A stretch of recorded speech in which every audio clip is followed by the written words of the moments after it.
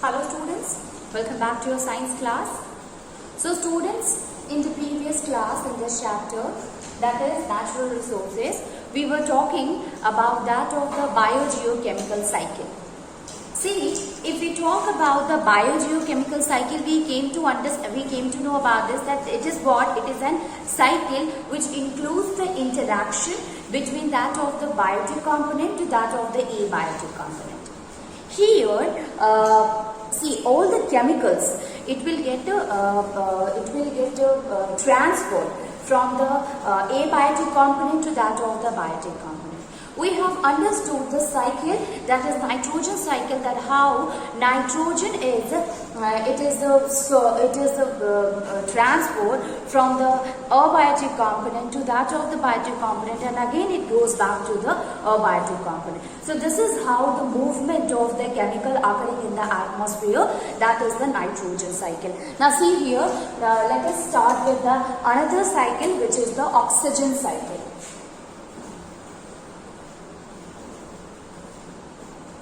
So what is there in the oxygen cycle? Normally we know that oxygen is what? It is really very important for us.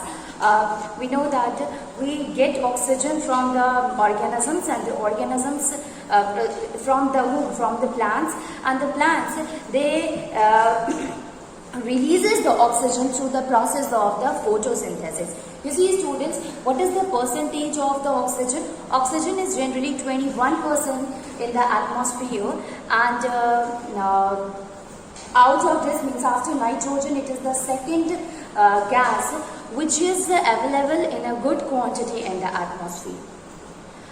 We used to take the oxygen from the atmosphere, and how this oxygen, so when we consume the oxygen, this oxygen is really important as it helps in the process of oxidation. What happened in the process of oxidation? Here, the oxygen, it oxidizes, break down the complex glucose molecule into the simpler form. Okay, and then it will also help in the release of the energy from it. So generally complex organic molecule, it is break down into the simpler form, and the formation of a new simpler form of a compound, of a substance is formed along with the energy and oxygen. So basically, along with the energy and carbon dioxide. So basically oxygen is why it is important. It helps in the breakdown of the food in order to get energy. See, all the cells, even the mitochondria of the cell, they used to perform the process of the oxidation. Actually, this is also called as the respiration, where the food is oxidized and energy is released. So we need energy, and this energy is provided by the oxygen, which we are getting it from the atmosphere.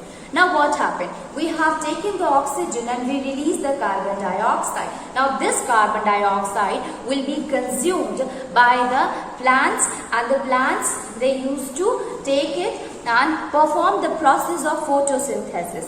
The process of the photosynthesis includes the conversion of the carbon dioxide into the oxygen again. Okay, and then the oxygen is released into the atmosphere. So let us draw the cycle here of the oxygen. So here atmospheric oxygen is there.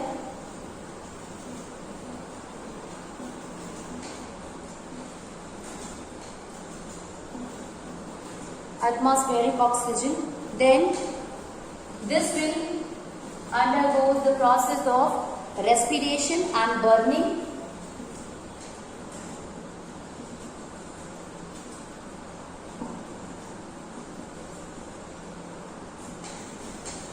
Respiration and burning, and then it will be released in the form of water. Then this water, along with the carbon dioxide, it will use in the process of photosynthesis, and again this will get converted into the atmospheric oxygen. The second one is the organic molecules.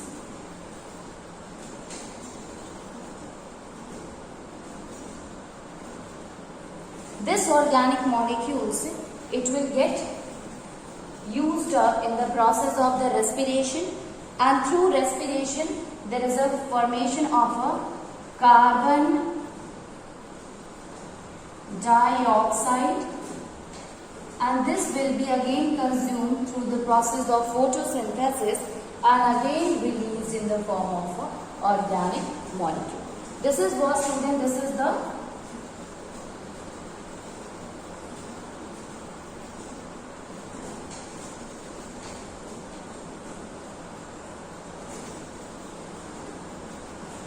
oxygen cycle. Basically what happened here, we have to understand that generally the 21% of our oxygen is present in the atmosphere, and this will be consumed through the process of respiration.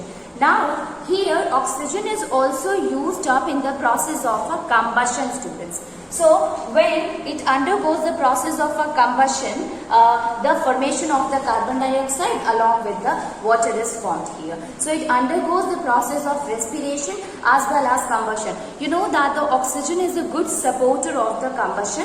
That's why it is used for that. It is used for burning. If anything is burning, if you use the oxygen gas, it will increase the flame. So oxygen is consumed, oxygen is used up in the process of respiration, as well as it is also used up in the process of a combustion or respiration. If a good amount of oxygen will be there, that will lead to a complete combustion. And if incomplete combustion, it means less amount of oxygen is available, due to which the combustion process couldn't be completed. Okay, afterward it will be get converted into carbon dioxide, and the process of the respiration involve both of the things. It includes the release of water as well as the carbon dioxide. Now this carbon dioxide and the water, which is so this carbon dioxide and this water, which is formed through this process of as a product of a respiration and burning, it will again be consumed by the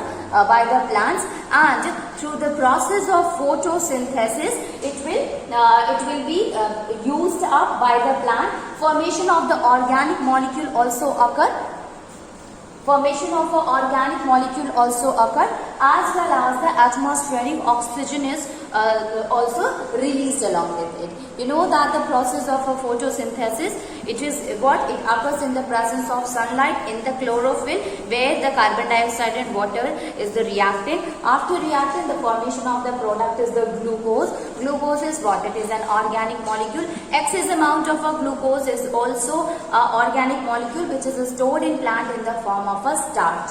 Okay, so it will be consumed in the form of a starch as an organic molecule, and then atmospheric oxygen is also released. So this is what, student, this is about that of the oxygen cycle. Oxygen is really important as it helps in the formation of the ozone. We know that oxygen, what happened? Oxygen which is present in the atmosphere, it will react with one of the oxygen molecule, and due to which there is a formation of a O3 molecule. Now this O3 molecule is nothing but it is the ozone only.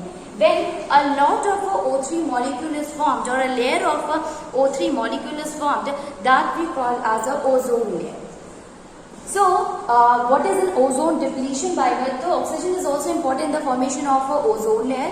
Now, what happened if a good amount of a CFC is released in the atmosphere? When it reaches to the stratosphere, it breaks the bonding between that of the ozone and ozone. That is between that of the O3 molecule, and the O3 again it will again get dissociated or break down into O2 and O. And ultimately what happened? The dissociation happened. Now it is no more an oxygen molecule. It will be it is no more an ozone molecule. It become a oxygen molecule and a oxygen free radical. This is actually a free radical. You will going to learn about it in a higher section. Till that, you must know that the O3, the CFC used to combine with one of the oxygen, and due to which the O3 get break down, and the formation of the ozone is what? It also get dissociated. It means the ozone get destroyed. So this is how the continuous dissociation of the bonding of the O3 occur, and due to which the ozone depletion causes, or the ozone depletion occurs. Okay, what is the impact of the ozone depletion? Ozone is what it is, that a protective layer which help us in giving protection against the ultraviolet radiation. And if ozone will be not there, then depletion of the ozone will causes the skin cancer or skin problem to the people. Okay, so this is about that of the oxygen cycle story. Let us move on and see the other kind of a cycle, which is what? Which is the carbon cycle.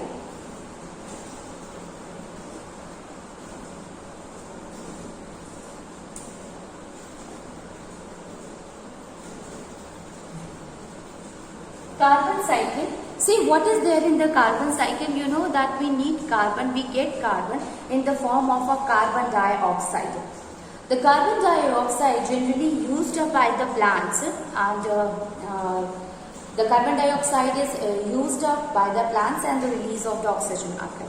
Now not only this, even when the process of the combustion occur, there also the formation of the carbon dioxide occur. We also release the carbon dioxide. So the carbon dioxide, first of all we must know what is the importance of the carbon dioxide. Actually the percentage of the carbon dioxide in the atmosphere is very less. It is in 0.01% of the carbon dioxide is present. But its presence is really important as it helps in performing the process of photosynthesis, as well as it helps in maintaining the temperature of the atmosphere.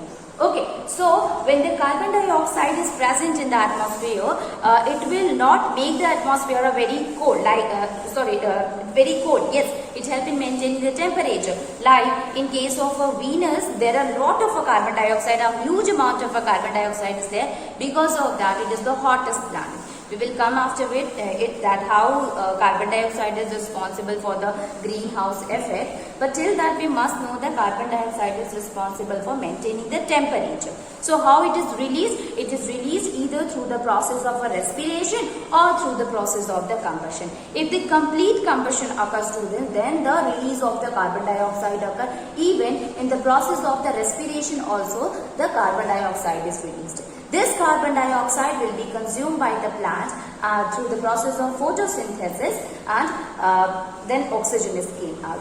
Not only this, some of the aquatic organisms are there where they use the carbon dioxide in order to form the shell over it, which is made up of a calcium carbonate. Even the formation of the limestone also include the carbon dioxide. So let us draw the cycle and try to understand the carbon cycle. So let us see the carbon cycle. So carbon, it is in the form of a CO2. This carbon dioxide, it will be used by the plants and get converted into organic compounds. It will get converted into organic compounds, and that is done by the plant itself. Now this organic compound, it will be used by the animals.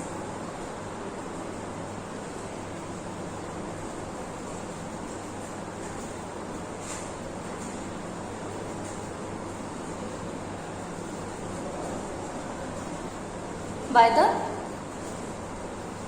animals, and again it will be get back to the atmosphere through the process of the respiration or decomposition.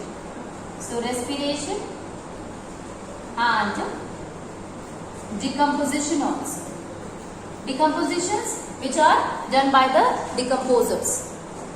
So respiration and decomposition. Now this organic compound, it will be also get converted into fossil fuels. So it will be also present in coal. Similarly, in case of organic compound in animals, it will be also get converted to petroleum. Coal and petroleum is what? It consisting of a carbon only.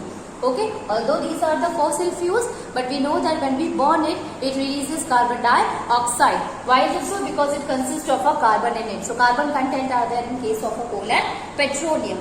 Not only this, some of the inorganic carbonates are formed by the aquatic animals in order to form their shells. So you know that the shells made by the aquatic animal, it is what? It is of a calcium carbonate. And how calcium carbonate is made up of? Calcium oxide, when react with the carbon dioxide, then there is a formation of a calcium carbonate. So inorganic carbonates are formed, and this is responsible for the formation of the shells in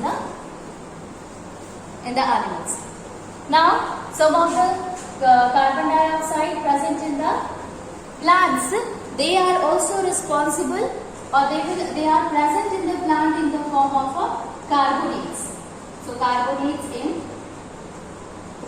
water, and not only this carbonate, see, carbonates in water, this carbonate will get converted into limestone. So it gets converted into limestone. So this is what, student? This is carbon cycle. So let us see it again. Carbon dioxide, it will be used up by the plant, and you know, with the help of by the process of the photosynthesis, it will get converted into glucose. Glucose is what? It is an organic compound.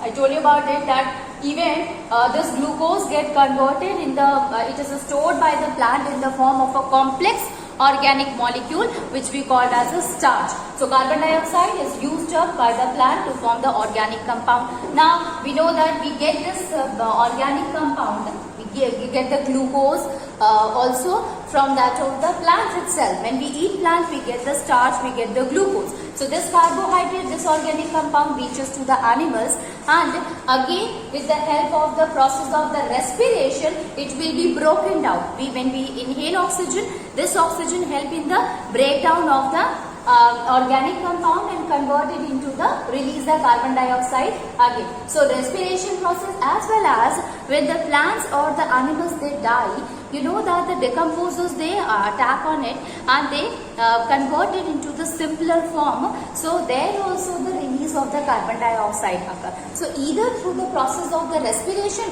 or through the process of a decomposition, it will get converted into the carbon dioxide which is released into the atmosphere. Here, sometimes the dead plants, even the dead animals, both of them, what happens when they die, they get deep buried inside to the soil, and the formation of the layer to layer will be formed. And so what happens due to the deposition of the layer increases the temperature as well as the pressure. Due to high pressure, due to high temperature, it will be converted into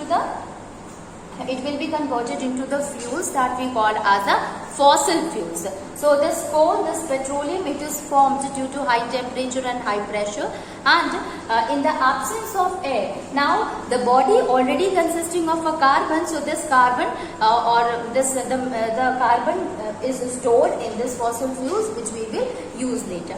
Although the process takes a lot of a time, million years it takes to be the formation of the fossil fuels. So coal and petroleum is what? Both of them are made up of a carbon dioxide, that can be from the plant or from the animal, but yes, it consisting of a carbon content in it. Sometimes what happens, this carbon dioxide which is present in the water, it will be used by the organisms, and they will use it is present in the water in the form of a carbonate, CO3 minus. This is the carbonate. So this carbonate, it will combine with the calcium, and formation of a limestone which is a calcium carbonate occur. The same thing here also, the animals that also use the carbon dioxide to form the shells around it, which is the inorganic carbonate. So here you have seen the formation of a carbonate in the water occur. It is because of the formation of the limestone in the water occur. It is because of the carbonate present in the atmosphere. So this is how the cycle goes on. This is how the carbon dioxide, which consisting of a carbon, and this carbon again goes back to the atmosphere. So this is an interaction between the abiotic component to biotic, and from biotic to abiotic component. Then the last one, student, last cycle is the water cycle. It's a very known cycle to everyone.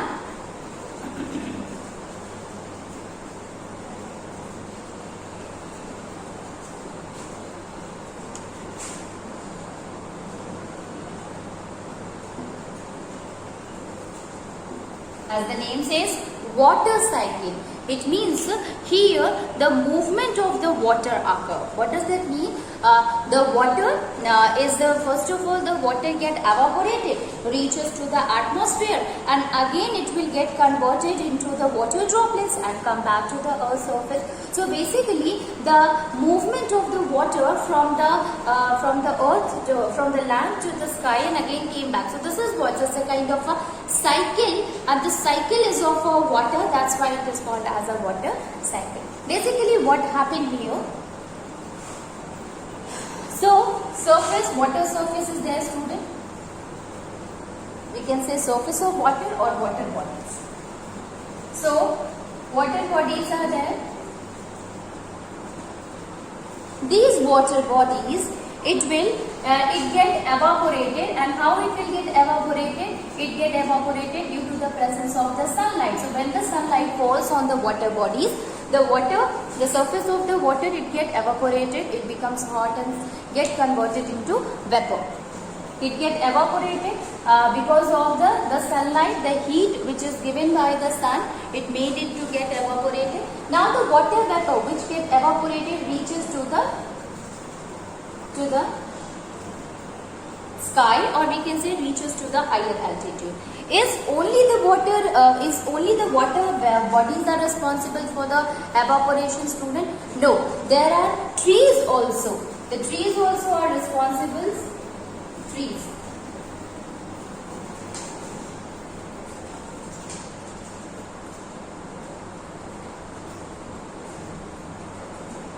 Forest.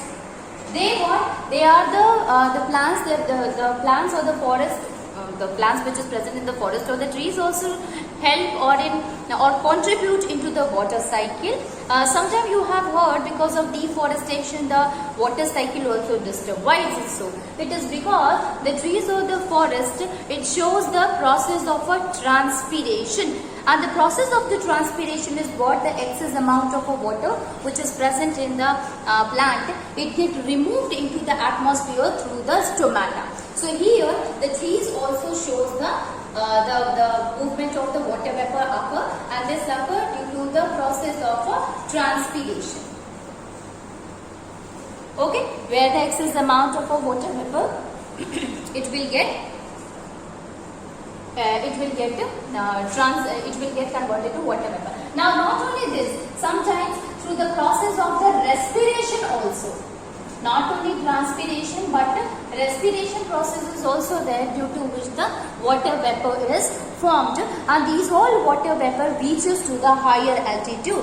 When it reaches to the higher altitude, this water vapor, it gets combined with the other water droplets, and there is a formation of the cloud occur. This cloud consisting of what? Is consisting of a water droplets in it, students.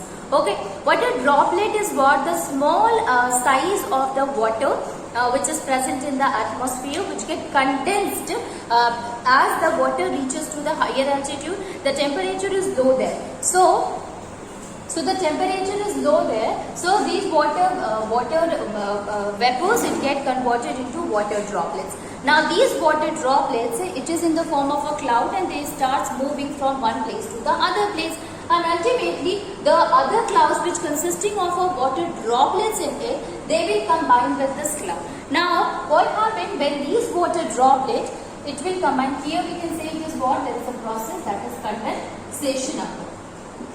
Okay, so these water droplets, when this combine with the other water droplets, then they get converted into water drops. This is what we say, that the clouds become heavier.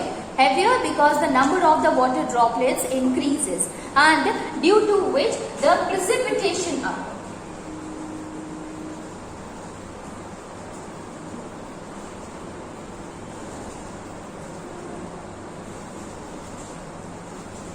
Due to which the precipitation occurs.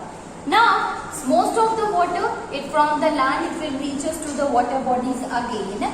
But there are water which undergoes, it percolate deep inside to that of the earth's surface and help in maintaining the water table. Okay, so ground water is also maintained because of the precipitation only. So water, it percolates, it seeps inside to that of the soil, from the pores of the soil reaches to the underground and help in maintaining the water here. Okay, so some of the water, most of the water reaches to the different water bodies, ultimately mixes to the sea or the ocean, from where the most amounts of evaporation occur. Why? It also help in providing the humus to the soil, as well as it help in maintaining the level of the ground water. Okay, so this is how the process of the water cycle occurs. This is how the cycle goes on. So when after precipitation, when the water reaches to the water body, again the sunlight, it helps in the formation of the water vapor. That process is called as an evaporation. So this evaporation, condensation and precipitation goes on and on, help in the movement of the water from the earth surface to the atmosphere. Okay, so this is about the water cycle.